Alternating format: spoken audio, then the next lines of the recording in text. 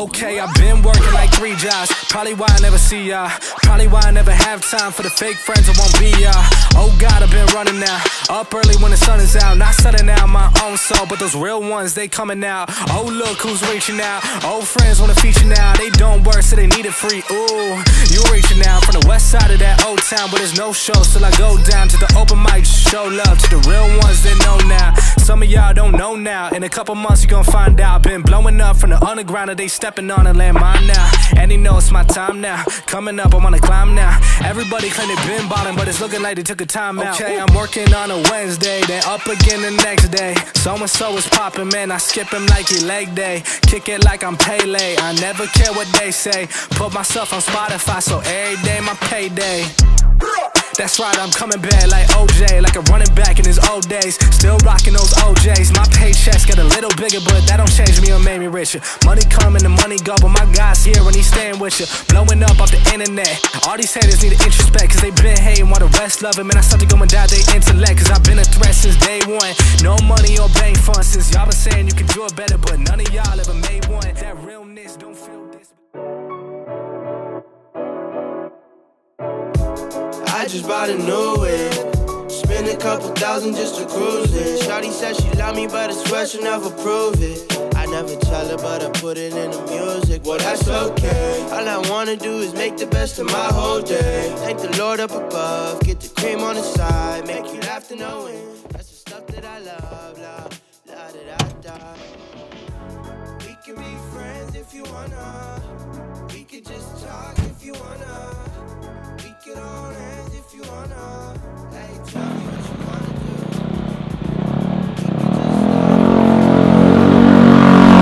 just if you wanna. We could just kiss if you wanna. Hey, tell me what you wanna do. It's like the story of my life. Best friends, but we rocking all the same things. Say you need me, but you really trying to change lanes. Well, Hei, me ollaan tultu takas. Ja aika raju 11 kuukauden full stop YouTube-hommista on nyt toivon mukaan tullut päätökseen. Ja meillä on montakin hyvää syytä, minkä takia tultiin takas. Yksi on se, että YouTube-kontentti on oikeasti hauska tehdä, kun on hyvä setti kuvattavana. Mut kameran takaa löytyy ehkä se pääsyy, minkä takia ei ollut mahis tulla takas. Eli tiimiin valjastettiin Jonne Mattila eli Flow Media. Ja Jonne on jatkosvastuussa meidän liikkuvan kuvan visuaalisesta ilmeestä, äänestä, valaistuksesta ja yleensä siitä, että siellä on joku selkäranka ja aivot siinä tekemisen taustalla. Ja me ajateltiin, että nyt on hyvä palata YouTubeen niin, että me tehdään yhdestä meidän kalustosta tämmönen esittelyklippi, eli tästä. Lähtökohtaisesti aika semmonen form follows function tyyppinen, hyvin työkalumainen skootteri. Toki meidän käsittelyssä sit saanut pieniä muutoksia, mutta kyllä. Oli hyvin selkeät niin kuin heti alusta, kun tuli tarve niin sanotusti varikkomopolle, niin näitä oli pitkään seurattu Amerikan ja Japanin medioista tapahtumista, jossa näitä on niin kuin varmaan sadoittain. Ja vielä ehkä se, että kun me oltiin joskus hankittu tuo, niin sitten tällainen huomattavasti pienempi ja ketterämpi menopeli oli niin kuin aika tervetullut. Joo, varsin cool lisä tapahtumia. Ja sinänsä harmi, että näitä ei Suomessakaan ole sen enempää rakennettu. Santeri nyt on just parhaillaan tehnyt yhden, ja Turusta muistan yhden ruskeenen. Kyllä kaveria tiedän, mutta on joskus nähnyt. Mutta siistiähän näitä olisi nähdä enemmänkin. Toki markkina on aika pieni, että nämä on näitten aiemmin miten hassun näköinen tää on lähtöjään, niin tää ei ehkä ole jokaisen mopoikäisen unelmaskootteri. Niitä on aika vähän myynnissä ja ne on lähtökohtaisesti aika kalliit, et muistaakseni tää oli jotain, olisikohan tää ollut siellä 2,500 euron luokkaa ja kuitenkin käytetystä moposta, niin se on niinku... Se on aika raju hinta, että jos niinku haluu lähteä skootteria rakentamaan, niin tää ei niinku siinä mielessä oo sieltä halvimmasta päästä, mutta toki sit taas siinä on se niinku skene-uskottavuus on aika niinku silleen kiveen hakattu jo, et niinku, ja toi aftermarket-osatarjonta on aika älytön ja monipuolinen, mikä mekin myös sit todettiin nopeasti, että kun löytyi ne oikeat linkit, niin sieltä sit näihin saa ihan mitä vaan. Mutta Rackshopilla me taidettiin tehdä silloin joku tollanen about 6 000 euron tilaus. Jees, mutta niin me voitais varmaan mennä tsekkaamaan vähän lähemmin, että mitä kaikkea me on täällä meidän yksilöllä tehty. Juurikin näin. Molempiin päihin niin madallussarjat ja sitten rungon jatko.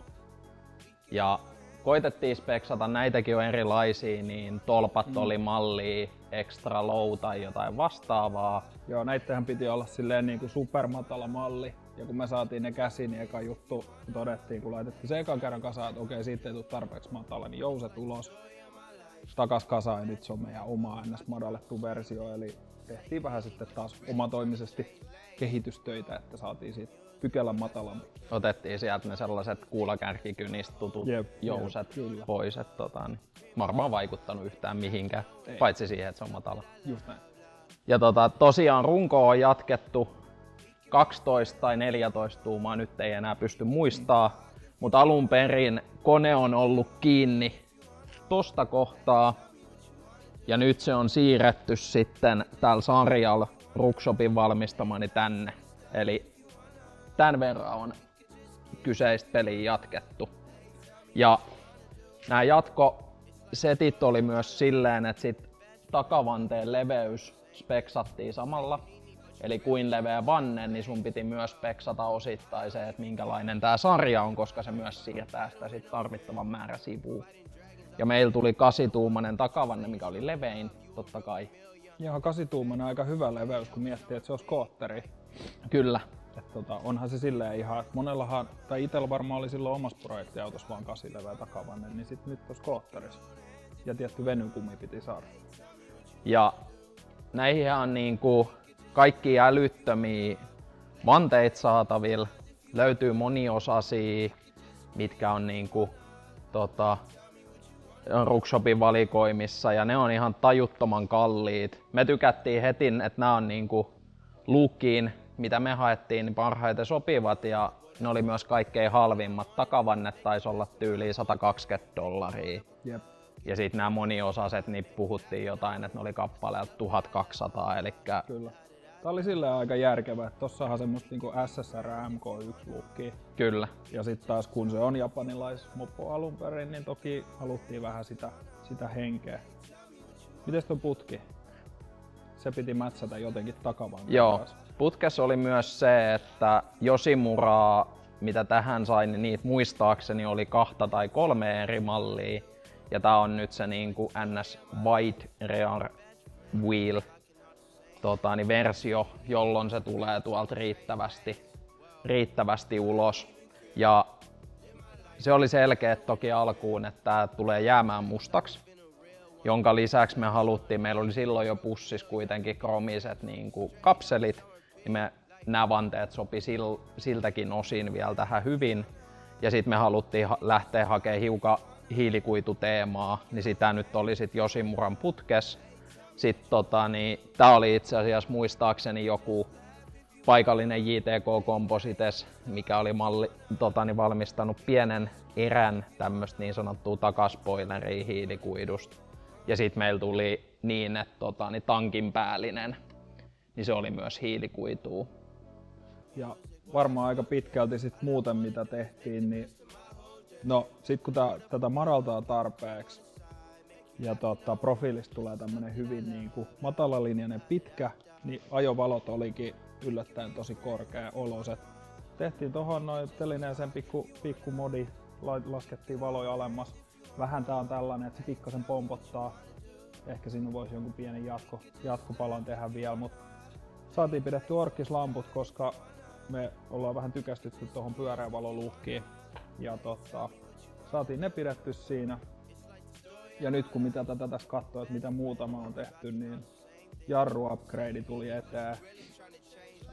Tarkat prätkäharrastajat huomaa, että tuossa on jarrulevy väärällä puolella etuhaarukkaa, mutta me koettiin, että se näyttää paremmalta, että Josi Muran putki ja jarrusatula on samalla puolella ja myös tuossa niinku etupuolella se näytti jotenkin hyvältä. Et tällä ei ajeta niin kovaa, että se ei ehkä repeydy irti. Mutta Ei huolta, toi on pelkästään ulkonäön takia toi etujarrulevy. juuri näin. Ja oikeastaan sit ainut juttu enää, mikä nyt äkkiseltään tulee mieleen, niin Stonga on itse asiassa, se ei ole siis nimenomaan se on pyörävalmistaja, eli se on Bricklane Bikesin Fixi-stonga, koska silloin oltiin vielä kovin innoissaan fiksipyöristä, niin hommattiin sitten BLPltä stonga ja siellä on vähän tämmönen viittaus pyörämaailmaa sitten, siellä on Brooksin mustat nahkaset grippinauhat sitten Brooksin noilla kivoilla puupäillä, niin saatiin vähän semmoista pyörä-inspiraatiota siihen sitten kylkeen vielä. Ja tää stemmi oli yksi harvoin osia, mikä me haluttiin sitten taas peksata niin, että se oli Password IDM. Eli niinku käytännössä varmaan 98% tässä on osat on Ruckshopilta suoraan, mutta sitten muutamia me poimittiin Password IDM. Toisena oli tää niin sanottu ylivuotosäiliö, johon on sitten päätynyt mun S2-tonnisprojektista Filsin öljykorkki. Ja toki sit myös pitää olla Paisaris Spoonin korkki. Ja sit kirsikkana kakun päällä Honda S2-tonnisen starttina. Totta. Koska Honda ja Nikon S2-tonninen historia. Ja tosiaan tää oli niin, että me rakennettiin se niinku Fitteleillä 2017. Joo. Varmaan päivää ennen kuin lähdettiin reissuun, koska silloin on paras aika rakentaa. Joo. Ja sehän menee sillä, että se työnnetään pussin takaovesta sisään, siis se kulkee. Tapahtumissa on yleensä tässä, missä meillä on vähän niin kuin tietyllä tavalla leima sillä, että missä rukkuksen pitää olla, koska kuuluu kalustoon. Ja sitten se on hauska, kun sen kanssa pärisyttää tuo menemään, kun se näyttää siltä, että sä ajat niin kuin vessanpöntöllä. Istuinasento on aika matala ja vielä hyvin eriskummallinen toi muoto, niin ja sanotaan, että ottaa huomiota aika hyvin, kun sen kanssa lähtee kylillä, niin väki katsoo hyvin pitkään, että mikä tuo on, onko se moottoripyörä, miksi teillä on tollanen, mitä te tolla teette, aikuiset miehet. Jos mä sanon, että hei, jos te haluatte kivan ja helpon projektin, ostakaa skootteri, älkää ostako autoa. Autoissa on kauheasti enemmän tekemistä, kuten niin renkaat on tuplamäärä, vanteet on tuplamäärä ja tästä voi käytännössä siirtää moottorin niin 40 senttiä taaksepäin ja oho, kun se toimii vielä. Toki tästä ei ole kuin ehkä viikonlopuksi niin huviin rakentamismielessä sitten. Niin on. Mut se on yhtä huvia, kun se lyö käyntiin ja sen kanssa lähtee ajaa. Rakentakaa hyvät autoihmiset, myös mopoja, ne on oikeasti aika hauskoja tehdä. Joo, haastetaan kaikki niin, että niin tullaan joku päivä eventeissä näkee sellainen pieni rukkusnurkkaus. Niin se olisi cool. Se olisi siistiä. Ja ehkä siitä niinku hyppynä siihen, että nyt kun me ollaan takas ja meillä on Jonne, niin aikeissa on tehdä uutta kontenttia. Ja syöksytään sen pariin seuraavaksi, mutta meillähän on vielä vanhaa tavaraa vielä. Meillä on tosiaan talles vielä jostain viime syksyltä. Jep. Mitähän se mahtaa olla, niin kuvattiin Prihaa E36 ja siitä on klipit muhinut tuolla kovalevyllä hyvän aikaa. Niin tehdään Prihan pätkästä seuraava ja katsotaan mitä kontsaa sit sen jälkeen keksitään. Kyllä. Eli jos koet, että sulla tai friendillä on auto tai ajoneuvo, minkä haluat featuroitavaksi ja mistä koet, että on tarinaa kerrottavaksi, tuo se tähän, niin me tehdään siitä Jonne avulla saakelin kova pätkä. Tuupataan YouTubeen, niin saa kanssaharrastajat katsella. Yes. Ja nyt tosiaan kontenttia tullaan tekemään aktiivisemmin, niin pistäkää kanava myös seurantaan, niin ette tuu missään mitään uutta klippiä. Ensi kertaa. Kiitos.